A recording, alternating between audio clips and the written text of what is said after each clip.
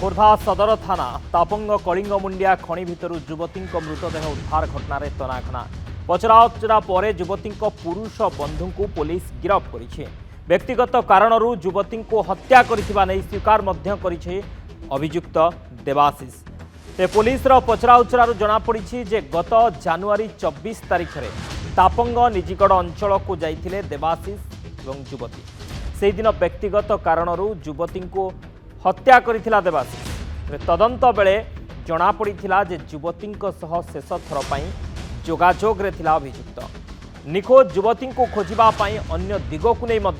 अनुसंधान करा जाइथिला। तेरे सत मानिबा परे मृतदेह मिलिथिबा स्थान को अभियुक्त को निया जाइथिला एवं आज अभियुक्त को कोर्ट रे हाजर करा जिवो। अभियुक्त सत मानिछि से हत्या करिथिबा कथा मध्य मानिछि पुरुष बंधु निजे मानिछि जे से ही हत्या करिछि। गत जानुआरी 24 तारिख दिन तापंग निजिगड़ अंचल को जाइथिले देवाशीष एवं युवती से ही दिन ही व्यक्तिगत कारण युवती को हत्या करिछि अभियुक्त देवाशीष। तेबे झियो सहर को जाइथिला रोजगार करिबा पई झियोर रोजगार रे चलुथिला पूरा परिवार। झियो पात्रपड़ारे केयरटेकर कार्य करी परिवार सहा होइथिला हेले झियो गाँ को फेरुथिबा बेले बाटरू निखोज हैला। बहु खोजाखोजी पर एतला देले परिवार लोके एबे झियोर मृतदेह उद्धार होइछि पत्थर खणी मध्यरु। तेबे झियोर मृत्यु को नहीं दुखरे पूरा परिवार एने परिवार लोकों सहित अधिक आलोचना करिसेंती आम प्रतिनिधि सरोज कुमार पाइकराय। रोजगारिया झील जे परिवार को थिला साहा भरोसा से झीर मृत्यु को एवं 6 मास पुरला। मृत्यु तो नुहे हत्याकांड आसामी को मध्य पुलिस धरी हत्याकांड को बीतले 6 मास कोट ना कोठी पुलिस बेपर पणिया हो बा अनुसंधान रे गोटे ढिला रहू से 6 मास बीतीगला गोटे हत्याकांड रहस्य खोजा। आम आसी अच्छु नयागढ़ जिला रणपुर हरिपुर ग्राम रे आम सता परिवार परिवार भाई अच्छा बापा अच्छा तार माँ अच्छा ए संपर्क में आलोचना करवा कौन कहते भाई प्रथम प्रतिक्रिया ना चेष्टा करवा। आज्ञा आप कौन कहे आपंकर भौणी आज्ञा मो भौणी निखोज है जानुआरी 24 तारिख में मो भौणी ना निरुपमा परिडा जानुआरी 24 तारिख में निखोज है। आम थानार 2 दिन खोजा लड़ा कलु 27 थानार एतला देलु भरतपुर थाना भुवनेश्वर एरिया रणपुर अभिमुखे आसूला बस रे हमको फोन कर कहला माँ को मोर एतला देला भरतपुर थाना को बहुत बारंबार गलु विफल भी हेलु। आमर दीपक कुमार खंडायत थे आईआईसी से आमको कहले जे आम ट्रेकिंग करूँ बहुत देखुचु आम पाऊनु कि जापारनु कि ना आम कौन करूँ झील मेजर हो मेजर पिला आम कौन करूँ आम किसी करनी रुह समय को अपेक्षा कर कौन हो देखुचु एमती बहुत बहुत बार घुंचेकी बर्तमान आम झीर लास्ट खबर आम पाइबा पाइलु भरतपुर थाना आमको डकैले काली आज्ञा आम जाकि देखिलु सब पड़ी आज्ञा तापंगर खणी चिप्स खणी अंचल पानी रे किनी ताको दुर्बृत्त मारिकी देवाशीष विषोई ता घर मझिया खंड ता बापा ना कैलाश चंद्र विषोई मास्टर टीचर अच्छा से फुलबाणी रे एक बहुत दुना फुलबाणी अच्छा से ताकरी पुआ मारी आगुरी आम पुओ पर डाउट होबारू आज्ञा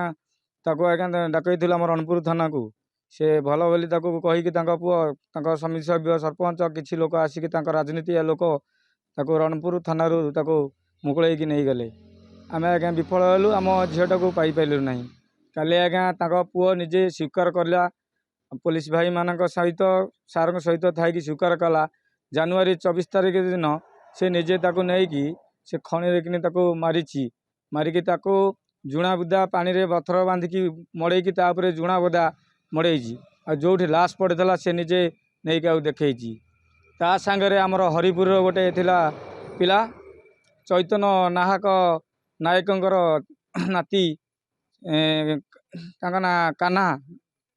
कान्हा बोली डाकना कान्हा कान्हा रणजीत सी भी केसरे संपुक्त थिला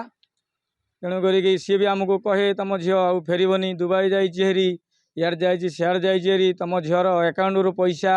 उठी जा 60,000 उठिला तुम अकाउंट बंद हो गला आम ताको पचारू बाबू तोर अकाउंट बंद हो गला तू केमी जानिलु आम झील दुबई गला हारी बोली तो किए कहला सी कह मत मेसेज करी मत कल कर सब करला एमती आमको कहे कौन पे मारे आज्ञा आम तो जानिनु से देवाशीष विषय को आज्ञा भी चिन्हनु